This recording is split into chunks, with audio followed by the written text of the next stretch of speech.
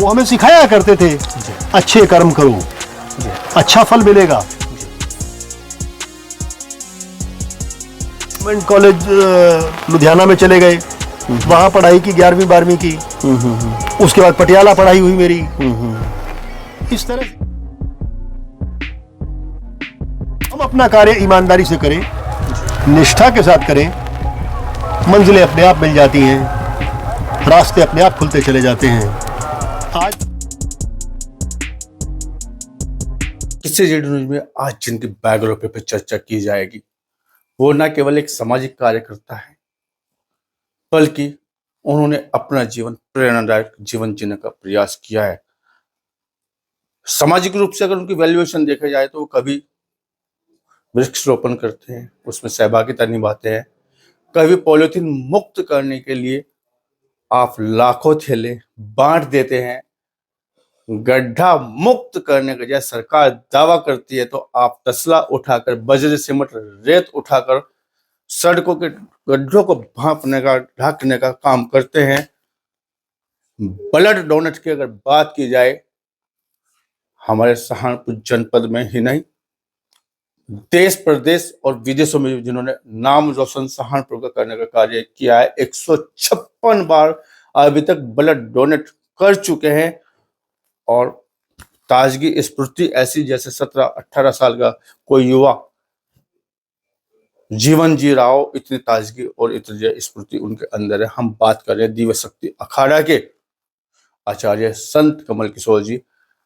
Biography पे चर्चा की जाएगी, जीवन परिचय पे चर्चा की जाएगी और किससे जेडी न्यूज में जो है तमाम उनके जीवन भर में जो चर्चा की जाएगी। कहना उनका यह भी है कि बातों बातों में बताया कि 4 जीवन तक मेरे को याद है, संत जीवन जी रहे हैं, सेवा कर रहे हैं और प्रेरणा दे रहे हैं। आचार्य संत कमल किशोर जी, आपका जेडी न्यूज में बहुत बहुत स्वागत है। आपके जीवन परिचय पे चर्चा की जाएगी। प्लीज वेलकम सर, स्वागत आपका सर, आपका बहुत बहुत स्वागत है सर।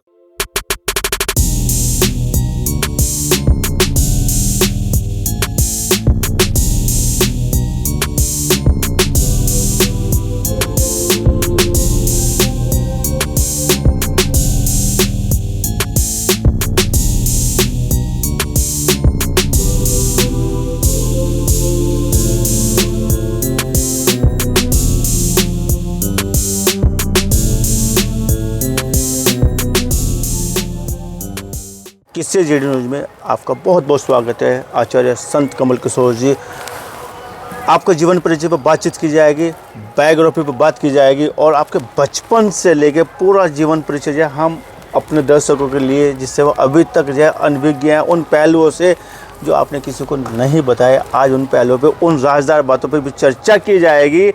किससे जेडी न्यूज में आपकी बायोग्राफी पर चर्चा की जाएगी। आपका बहुत बहुत स्वागत है सर। बहुत बहुत धन्यवाद अनुज जी, आपका भी और जीडी न्यूज़ के दर्शकों का भी बहुत बहुत सादर अभिवादन, नमन, वंदन। चलते हैं आपके बचपन की ओर। आज बचपन की यात्रा आपको कराते हैं और शुरुआत करते हैं माता के कहकारों से, पिता के संस्कारों से और परिवार में किस तरह का परिवेश रहा है, शिक्षा दीक्षा की बात भी करेंगे आपसे।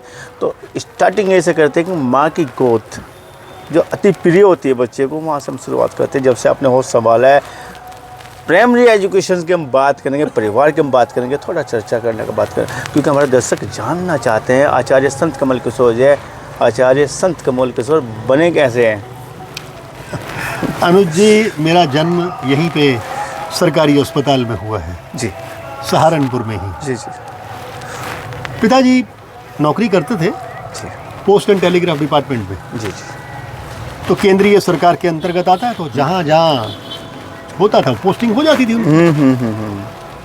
और सहारनपुर उस समय बहुत ही एक तरह से हेडक्वार्टर हुआ करता था पूरे नॉर्दर्न इंडिया का। जी जी। तो यहाँ से हमारे पिताजी की ट्रांसफ़र हो गई पंजाब में, यानी लुधियाना। जी जी। ईमानदार आदमी थे जी। रिश्वत देते नहीं थे, शराब की बोतल किसी को नहीं देते थे, तो उनकी ट्रांसफ़र फटाफट हो जाती थी, क्योंकि कटु बोलते थे। सत्य हमेशा कटु होता है। बिल्कुल सर। धार्मिक व्यक्ति थे जी। हमेशा उनकी जुबान पे जी पाठ रहता था जपजी साहब का और सुखमणि साहब का। जी। हमें भी याद हो गया सुनते सुनते। वो हमें सिखाया करते थे, अच्छे कर्म करो, जी अच्छा फल मिलेगा। जी बस वही हमने सीखा जी और फिर हमारा बचपन यूं ही चलता चला गया। जी जब मैं 4 साल का था जी तो मुझे एक घटना याद आती है। जी घर में उस समय सीढ़ी नहीं हुआ करती थी। जी मैं नीचे खेल रहा था, मम्मी मेरी बाहर गई थी, माताजी बाहर गई थी। जब वो वापस लौट के आई तो उन्होंने मुझे देखा तो मैं उन्हें दिखा नहीं। उन्होंने आवाज़ दी, कहाँ हो कहाँ हो, एकदम से माता घबरा जाती है ना।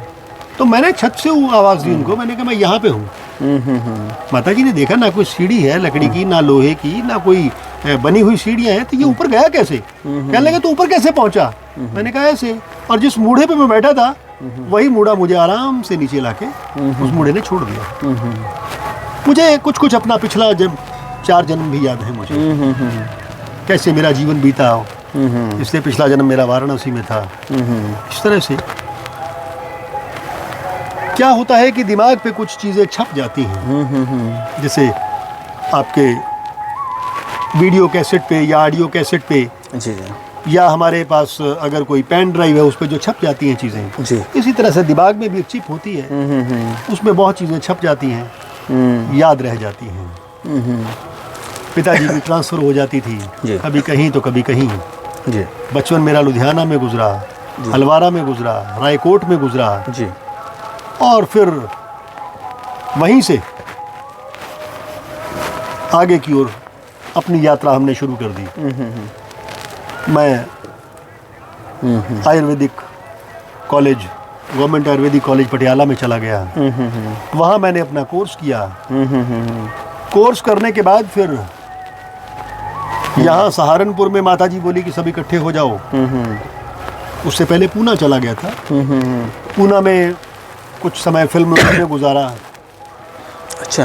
फिल्म लाइन में अमिताभ बच्चन जी, सदाशिव राव अमरपुरकर, तनुजा, रीता बहादुरी, इफ्तिखार, अमजद खान, ये सब, राजेश खन्ना जी भी थे, नाना पाटेकर, इन लोगों के साथ काफ़ी समय गुजरा।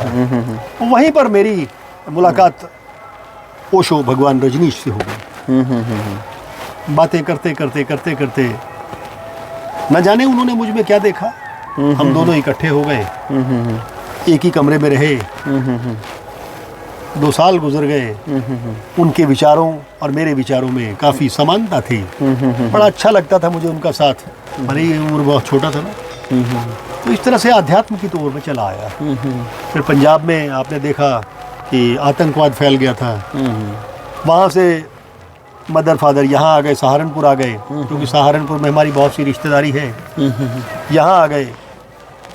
यहाँ आने के बाद मैं भी यहाँ आ गया। माताजी ने कहा मेरी ने कि सब कुछ छोड़ो और तीनों भाई यहाँ इकट्ठे हो जाओ।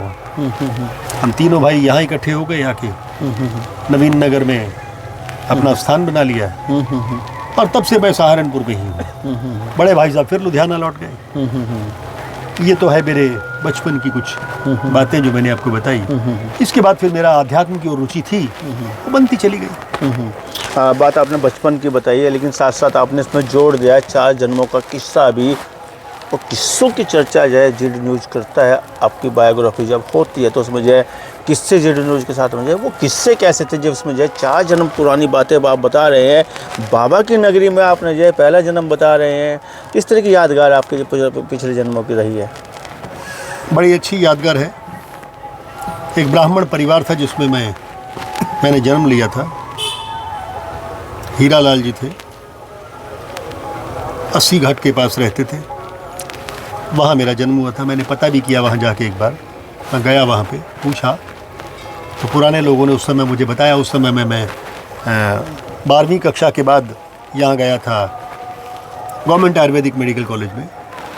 तो वहीं मेरा मन हुआ कि मुझे जाना चाहिए। मैं गया वहाँ पे जी। 80 बाबा थे वहाँ पे, उनसे भी मिला। उससे पहले लखनऊ में गया, भूतनाथ बाबा से भी मिला जाके। इस तरह से पिछला जन्म मेरा बहुत अच्छा रहा है। मेरे शायद परमात्मा ने मुझे कुछ पुण्य कर्मों का फल दिया, जो मुझे यहाँ पर अपने पिता अविनाशी लाल जी और माता राज जी के यहाँ पैदा किया। और यहाँ पर मेरे आध्यात्म को और ऊंचाइयाँ मिली। बात शिक्षा दीक्षा की करते हैं शिक्षा दीक्षा आपने बताया कि जैसे सहारनपुर से किस किस जगह से आपकी जैसे शिक्षा और कहाँ तक की शिक्षा आपने पाई? सहारनपुर में तो बहुत छोटी क्लास, यानी 1 और 2 3 जी, 4। मैं बेसिक की बात कर रहा हूँ। हाँ, इसके बाद लुधियाना चले गए जी। थे। लुधियाना में फिर SD प्रचारक स्कूल है सनातन धर्म का, वहाँ पे शिक्षा हुई। हर 1 साल बाद हमारे पिताजी की ट्रांसफ़र हो जाती थी। फिर हलवारा चले गए, 6ठी मैंने हलवारा से की, 7वीं 8वीं फिर मैंने आके लुधियाना में की, नौरियामल जैन मॉडल हाई स्कूल से। फिर गवर्नमेंट कॉलेज लुधियाना में चले गए, वहाँ पढ़ाई की 11वीं 12वीं की। उसके बाद पटियाला पढ़ाई हुई मेरी। इस तरह से मेरा ये बचपन गुजरा है, ये मेरी पढ़ाइयाँ इस तरह से हुई हैं, क्योंकि जहाँ जहाँ पिताजी चले जाते थे ट्रांसफ़र के साथ हम भी चले जाते थे। संत से पहले किस तरह का जीवन आपका रहा? क्या सामाजिक कार्यकर्ता के रूप में या बिजनेसमैन के रूप में या दूसरे किसी जिसको हम बोलते हैं कि जो प्रोफेशन आपका रहा है, किस तरह का प्रोफेशन आपका जो है शुरुआती दौर में आपका रहा है? मैंने आपसे कहा ना, फिल्म इंडस्ट्री में मेरा कुछ अच्छा रुचि थी मेरी, तो वहाँ चले गए हम। जी वहाँ आशीष टीवी सीरियल बनाया, जी उसके 13 एपिसोड पहले आए, जी। फिर 13 आए, जी फिर अघोरी टीवी सीरियल जी पे लिखा, फिर उसमें भी हमारे कई एपिसोड आए। जी फिर उसके बाद ये हमने Nehru the jewel of India, जी उस फिल्म में मैं प्रोडक्शन कंट्रोलर की हैसियत से था। जी मैंने एक छोटा सा रोल भी किया उसमें। जी गीत गाते इंद्रायणी एक फिल्म बनाई गई, उसमें भी था। एक था बीरबल में भी मैंने रोल भी किया। जी तो फिल्म इंडस्ट्री में मेरा इंटरेस्ट था बस। तो फिर जैसे ही माताजी ने कहा कि सब कुछ छोड़ छाड़ के यहाँ तीनों भाई इकट्ठे हो जाओ, तो हमने कहा ठीक है, माताजी ने आदेश दिया है तो बाकी सारी चीज़ें तो गौण होती हैं, माता पिता बार बार नहीं मिलते। हम सहारनपुर चले गए। क्या मन में कभी आता है कि जो आज मैं बहुत बड़ा कलाकार होता है, बहुत बड़ा डायरेक्टर होता, नहीं, कभी संत नहीं होता तो जो कुछ और अच्छा करता, समाज कभी ख्याल नहीं आता, कभी ख्याल नहीं आता, क्योंकि जो ईश्वर ने हमारे भाग्य में लिखा है, हम अपना कार्य ईमानदारी से करें, निष्ठा के साथ करें, मंजिलें अपने आप मिल जाती हैं, रास्ते अपने आप खुलते चले जाते हैं। आज भी तो हम ऊंचाई पे ही हैं। ईश्वर की कृपा से दिव्य शक्ति अखाड़े के आचार्य महामंडलेश्वर का पद हमारे पास है। हमारे साथ कई महामंडलेश्वर हैं, हजारों संत जुड़े हुए हैं। ये बहुत बड़ी बात है हमारे लिए। इतनी ऊंचाइयों पे परमात्मा ने पहुंचा दिया है, उसका बहुत बहुत धन्यवाद, परमात्मा का बहुत बहुत धन्यवाद। चलते हैं शून्य फाउंडेशन की ओर। शून्य फाउंडेशन ने आपकी जो रचनात्मक बहुत ही अच्छी जो आपकी संस्था आपने दी है सहारनपुर को, सामाजिक कार्यक्रम उसमें लगातार रहे हैं, चाहे वो जो है प्रकृति से, इन्वायरमेंट से जुड़ा हुआ, या वृक्षारोपण कर रहा हो, या तमाम यह सुधारात्मक कार्यक्रम रहे हो, या उस समय जब सरकार गुहार कर रही थी कि पॉलीथीन मुक्त हमारा देश हो जाए, लाखों थैले आपने जो निःशुल्क रूप से बांटने का कार्य किए हैं, या वो सब मोमेंट्स आपने लाने का कार्य किया है जो सामाजिक कार्यकर्ता को करना चाहिए। थोड़ा जानना चाहेंगे हमारे दर्शक जो शून्य फाउंडेशन आखिर है क्या, जिसका आप संस्थापक हैं? शून्य फाउंडेशन, देखिए ये पूरा ब्रह्मांड जो है वो शून्य का विस्तार है और अंत में फिर शून्य में मिल जाएगा। जी इस तरह से देखा जाए तो जी आध्यात्मिक दृष्टि से। जी और वैसे शून्य को लोग कहते हैं जीरो। जी जीरो अगर किसी के आगे लगा दिया जाए तो उसकी कीमत 10 गुना वैल्यूएशन बढ़ जाती है। तो हम तो एक के साथ एक खड़ा करके 11 बनाने वाले आदमी हैं। और हम ये सोचते हैं कि हमने देश को क्या दिया। हम ये कभी नहीं सोचते कि देश ने हमें क्या दिया। ये माटी का कर्ज है हमारे पर, ये मातृभूमि है हमारी। एक माँ है जिसने जन्म दिया, एक ये धरती है जिसने हमें पाला, देश की धरती है। तो देश प्रेम की भावना हमारे अंदर बचपन से ही हमारे पिताजी ने भर रखी है। तो कहते थे कि मत कभी सोचना कि देश ने तुम्हें क्या दिया, सोचना ये कि तुमने देश को क्या दिया। बस शून्य फाउंडेशन का गठन किया 1995 में।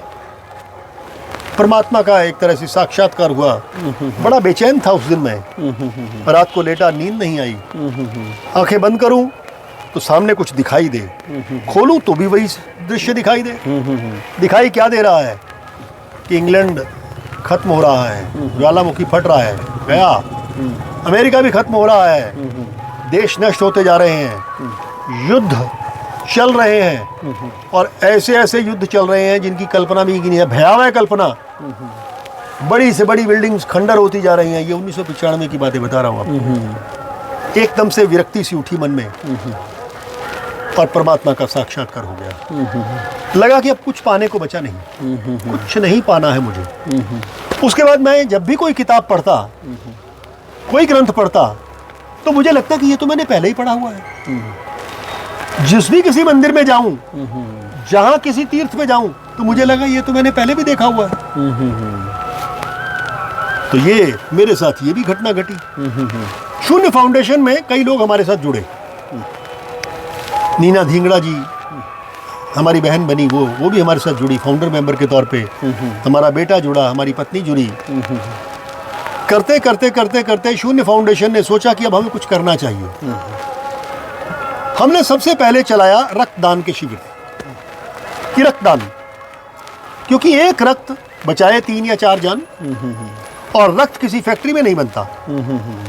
मानव का रक्त मानव को चढ़ाया जा सकता है, किसी जानवर का तो चढ़ाया नहीं जा सकता। कुत्ते, बिल्ली, घोड़ा, हाथी, भैंस, गाय, किसी का भी रक्त आदमी को नहीं चढ़ाया जा सकता। तो आदमी का रक्त आदमी को चढ़ाया जा सकता है। और उस समय बहुत कमी थी रक्त की, और रक्त की डिमांड बहुत ज़्यादा थी जी। बस बात दिमाग में आ गई, रक्तदान शिविर शुरू कर दिए। उससे पहले 18 साल की उम्र में अपने पिताजी के कहने पे मैंने पहली बार रक्तदान दिया था 1978 में, पहली बार। करते करते करते करते करते करते करते करते रक्तदान की संख्या अपने आप बढ़ती चली गई। अच्छा लगने लगा, शरीर स्वस्थ रहने लगा। तो ये शून्य फाउंडेशन के साथ रक्तदान जुड़ गया। समय की पाबंदियां जुड़ गई। लोग शून्य फाउंडेशन का जब प्रोग्राम होता था तो अपनी घड़ियां मिला लेते थे। आगे का स्टेप हमने लिया। एक दिन सड़क पे गए तो देखा कि कुछ, उस समय साइकिल चला करते थे, कि साइकिल से एक आदमी गड्ढे में गिर गया और उसके घुटने पे बहुत ज़्यादा चोट लगी। उठाया हमने, पट्टी वगैरह की उसकी। और उसके बाद हमें लगा नहीं, सड़कों के गड्ढे भरने चाहिए। हमने कहा आज के बाद, उस समय 2 रुपये का कप चाय आता था, हमने कहा 2 रुपये का कप चाय का नहीं पिएंगे। 2 रुपये मेरे, हाँ भाई 2 रुपये तू निकाल, 2 रुपये तू निकाल, 2 रुपये तू निकाल। सीमेंट खरीदा, थोड़ी सी रेत खरीदी, सब इकट्ठे हो गए। 7 लोग थे हम, गड्ढा भर दिया। तभी एक वहाँ व्यक्ति गुजरा, उसने कहा कि ये सरकार गड्ढे भर रही है। हमने कहा नहीं, सरकार नहीं भर रही है, तो हम अपने पर्सनल पैसे से भर रहे हैं। उसने, हमने सुना, गया और थोड़ी देर बाद ही कुछ कट्टे सीमेंट के और पूरी रेत लेके आ गया। बोला मैं भी आपके साथ लगता हूँ। ब्रह्मा कुमारी आश्रम यहाँ वाले, यहाँ के, वो भी हमारे साथ लग गए। हर हफ्ते हमने गड्ढे भरने शुरू कर दिए। कलेक्ट्रेट के गड्ढे भर दिए, इधर जैन डिग्री कॉलेज के पूरे गड्ढे भर दिए, आवास विकास के पूरे गड्ढे भर दिए। अखबारों में छपा। प्रशासन को शर्म आ गई। उन्होंने कहा आप गड्ढे मत भरिए, अब सड़क हम बनाएंगे। उन्होंने टेंडर पास किया, सड़क बन गई। तो ये गड्ढा मुक्ति अभियान हमने चलाया था। इसके बाद फिर हमने सोचा कि अब और भी कुछ करना चाहिए, हमें देश के लिए कुछ करना चाहिए। उस समय पॉलीथीन का बहुत बोलबाला था जी। अब पॉलीथीन गाय खा ले तो गाय के पेट में खराबी हो जाए, कोई भी जानवर खा ले परेशानी हो जाए, पॉलीथीन जले तो उसकी जो गैस निकले वो पॉल्यूशन फैलाए, प्रदूषण हो जाए। तो क्या किया जाए? हमने धीरे धीरे आपस में ही, शून्य फाउंडेशन वालों ने धीरे धीरे पैसे इकट्ठे किए, कपड़ा खरीदा, कपड़े के थैले सिलवाए और 2017 में हमने 1 लाख थैला बांटा, निःशुल्क बांटा। सिर्फ ये सोचकर कि एक थैला कपड़े का 10 बार अगर चला तो 10 पॉलीथीन कम हो जाएंगी। इस तरह से 10 लाख पॉलीथीन कम हो गए।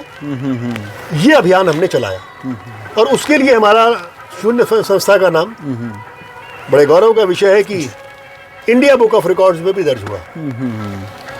तो बड़ी बात आप कह रहे हैं कि जय इस तरह का जय आपने मन बनाया और संकल्प लिया, चाहे वो रक्तदान की बात रही हो, गड्ढा मूवमेंट्स किया या पॉलीथीन को या कंट्रोलिंग की बात रही हो, लेकिन 1 नहीं, 2 नहीं, 10 नहीं, 50 नहीं, 100 नहीं, 156 बार संभव कैसा हुआ रक्तदान, महादान जो है आचार्य संत कमल किशोर ने किया है। जो पूरी पार्टी आपने गढ़ दी है, मैं ऑन द रिकॉर्ड नहीं कह रहा हूँ कि विश्व रिकॉर्ड बना होगा या क्या हुआ होगा, लेकिन इतना बड़ा संकल्प, हिमालय जितना बड़ा संकल्प आपने लिया, कैसे पूरा कैसे किया सर?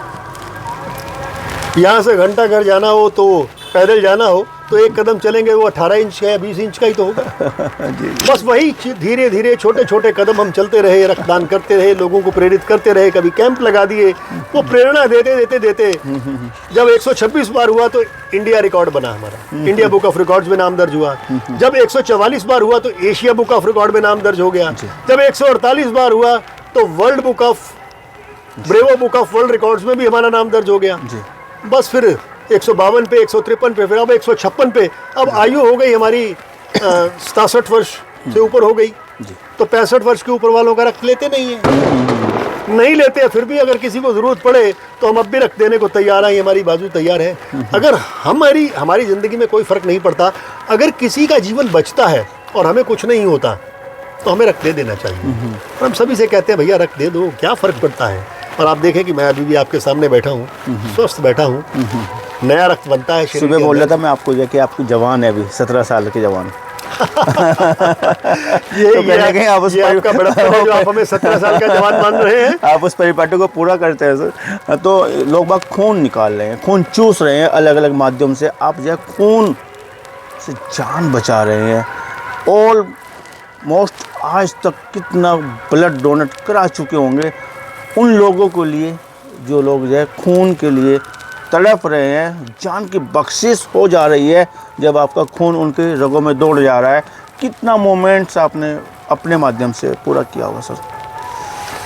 कुछ याद नहीं आता, शायद हज़ारों यूनिट ब्लड, क्योंकि जब हम सहारनपुर में शुरू किया था ये कार्यक्रम तो उस समय सहारनपुर में संस्थाएं थी कुछ, जैसे HTC hands to care society, फिर उसके बाद यूथ फाउंडेशन, और एक हमारे और संस्था है गंगोर में भी संस्थाएं हैं ब्लड डोनेशन वाली चलती हैं। तो ये सारी संस्थाएं रक्तदान के लिए उस समय बड़ा परेशान होते थे लोग। रक्त लेने के लिए कभी हमें वहाँ जाना पड़ता था देहरादून, और कभी चंडीगढ़, हाथ फैलाने पड़ते थे। हाई सेंटर को जाना। धीरे धीरे धीरे धीरे सारी संस्थाएं आगे आई। FBD, family of blood donors, Tarun Bhola ji, ये सब मिलके इन लोगों ने एक यहाँ पर रेवोल्यूशन ला दी, क्रांति ला दी रक्तदान के क्षेत्र में। और क्रांति भी ऐसी क्रांति आई कि आप देखें, अब अगर जॉली ग्रांट देहरादून वालों को या मुजफ्फरनगर वालों को या मेरठ वालों को या चंडीगढ़ वालों को रक्त की जरूरत पड़ती है तो सहारनपुर की ओर वो कहते हैं कि हमें रक्त दे दो। तो ये बहुत बड़ी अचीवमेंट हुई है। हम डोनर बन गए, हम अब देने वाला हाथ हो गया, लेने वाला हाथ नहीं रह गया हमारा। हाँ, अब याचक नहीं रहे, देने वाले हो गए। ये सहारनपुर की बहुत बड़ी एक परिपाटी जो हमने तैयार की थी उसका रिजल्ट सामने आने लगा। इस बात की हमें बड़ी प्रसन्नता है कि ये सारी संस्थाएं FBD, HTC, यूथ फाउंडेशन, गंगो की संस्था जो है, ये सारी की सारी बड़ा अच्छा कार्य कर रही हैं। कमल किशोर के नाम से जो है पहचान रखने वाले व्यक्ति संत कमल किशोर आखिर बने तो बने कैसे, इसके पीछे की कहानी, इसके पीछे का किस्सा, इसके पीछे का गूढ़ रहस्य आखिर क्या है। दिव्य शक्ति अखाड़ा के आप आचार्य महामंडलेश्वर संत कमल किशोर के नाम से जाने जाने लगे हैं। एक अखाड़े ने हमें हमारी सेवाओं को देखते हुए कहा कि हम आपको महामंडलेश्वर का पद देना चाहते हैं, उन्होंने दे दिया जी। उसके बाद किसी कारणवश हमने वो अखाड़ा छोड़ दिया, हमारे साथियों ने भी कुछ अखाड़ा छोड़ दिया। अब हमारे दिमाग में एक बात आई कि जब सेवा ही करनी है तो ठीक है, महामंडलेश्वर बन के की जाए। हमने दिव्य शक्ति अखाड़े में बहुत सारे संतों को इकट्ठा किया। सभी ने कहा कि हम एक अलग से अखाड़ा बनाते हैं जो किसी के अंडर ना हो, और हम ऐसे ऐसे कार्य करें जिसमें बिल्कुल पारदर्शिता हो। जितने भी संत हैं, जो भी अखाड़े के अंदर पैसा आए वो सारा का सारा बैंक अकाउंट में जाना चाहिए, सारे खर्चे होने चाहिए, कोई हेराफेरी नहीं होनी चाहिए, क्योंकि पैसे का मोह छोड़ के ही संत बनना चाहिए ना। और अगर धन का मोह फिर आ गया, लोभ आ गया, क्रोध आ गया, तो फिर उसका क्या फायदा। सन 1995 के बाद हमने क्रोध छोड़ दिया और आज तक हमें कभी क्रोध आया ही नहीं उसके बाद। इसी तरह से फिर अखाड़े के हम महामंडलेश्वर बने, तो सभी महामंडलेश्वरों ने मिलके हमें अखाड़े का आचार्य महामंडलेश्वर बना दिया। और आज हमारे साथ 18 महामंडलेश्वर भी हैं, कई सारे संत जुड़ चुके हैं हमारे साथ। पूरे भारतवर्ष में धीरे धीरे लोग जुड़ते जा रहे हैं इस संस्था के साथ। और यही हमारी आध्यात्मिक यात्रा चल रही है। महसूस कैसा कर रहे हैं जब संत हो जा रहे हैं आप? आनंदित, आनंदित, सदैव आनंदित। देखिए, लोग सुखी होते हैं तो दुखी भी होंगे। हम तो सदैव आनंदित हैं। सुख भी उसका, सुख भी उसका, दुख भी उसका। परमात्मा का शुक्र हर समय, हर वजह, हर समय। संदेश क्या देना चाहेंगे जीडी न्यूज़ के दर्शकों को जो आपको देख रहे हैं, या सहारनपुर को, उत्तर प्रदेश को, या पूरे भारतवर्ष को, जो है कि जिस परिपाटी पे आप चले हैं, डोनेट वाली परिपाटी पे, चाहे वो ब्लड की बात रही हो, पर्यावरण के लिए कुछ अच्छा करने की बात रही हो, या अब संत जीवन में भी आप जो है लोगों को सुभाषिश तो दे रहे हैं, प्रेरणा तो दे रहे हैं, क्या प्रेरणा देना चाहेंगे, क्या संदेश देना चाहेंगे? हम तो कहेंगे देना सीखो। देने वाला हाथ ऐसे होता है, लेने वाला हाथ ऐसे होता है। जब भी आप किसी को कुछ भी देते हो तो एक बात का ध्यान रखिए, आपके भीतर कुछ फैल जाता है, बड़ा हो जाता है, और आपको लगने लगता है कि सुख और शांति आपके भीतर प्रवेश कर रही है। आनंद की अनुभूतियां होने लगती हैं। मत सोचो कि देश ने तुम्हें क्या दिया, सोचो ये कि तुमने देश को क्या दिया। दूसरी बात, देने वाला हमेशा बड़ा होता है, लेने वाला हमेशा छोटा हो जाता है। देश बचेगा तो धर्म बचेगा, धर्म बचेगा तो देश बचेगा। और धर्म कभी भी तोड़ना नहीं सिखाता, हमेशा जोड़ना सिखाता है। आइए एक दूसरे को प्रेम के साथ जोड़ें, और फिर इस देश को ही नहीं, पूरे विश्व की मानवता को विकसित करें। एक दूसरे के साथ प्रेम से रहें, यही हमारा संदेश है। जीवन इसी का नाम है। पिछला जन्म लोगों को याद नहीं, अगला जन्म उनको पता नहीं क्या होगा, तो इसी जन्म में कर लो, इसी जन्म में अच्छाई कर लो। और अच्छाई करने के बाद आदमी मन में शांति की जो अनुभूति करता है, उसको शब्दों में नहीं कहा जा सकता। सभी के लिए यही कहना चाहता हूँ कि आप सब भी आइए, दिव्य शक्ति अखाड़े के साथ जुड़ें। आपका स्वागत है, स्वागत है, हृदय की गहराइयों से स्वागत है। तो हमारे साथ में जो है दिव्य शक्ति अखाड़े के आचार्य महामंडलेश्वर जो है संत कमल किशोर, और जीवन परिचय, बायोग्राफिक किस्से जीडी न्यूज़ के साथ मुझे चर्चा हो रही थी, और उन अनछुए पहलुओं को भी छूने का प्रयास किया गया जिनसे अभी तक आप और हम सब लोग जो है अनभिज्ञ थे। और प्रेरणादायक जीवन इनका रहा है, चाहे वो जो है फिल्म इंडस्ट्री से इनका जो जीवन जुड़ा रहा हो, या आचार्य रजनीश जी का जो इनका जो सानिध्य रहा हो, या पर्यावरण को लेके, ब्लड डोनेट को लेके, और अभी भी प्रयास इनका जारी है। रुके नहीं, थके नहीं, अनावर्त जारी है यात्रा। बातचीत करने के लिए आपका बहुत बहुत धन्यवाद, बहुत बहुत शुक्रिया आचार्य संत कमल किशोर जी। आपका भी बहुत बहुत धन्यवाद, बहुत बहुत धन्यवाद। आपको सभी को स्नेहिल आशीर्वाद। प्रभु भली करें।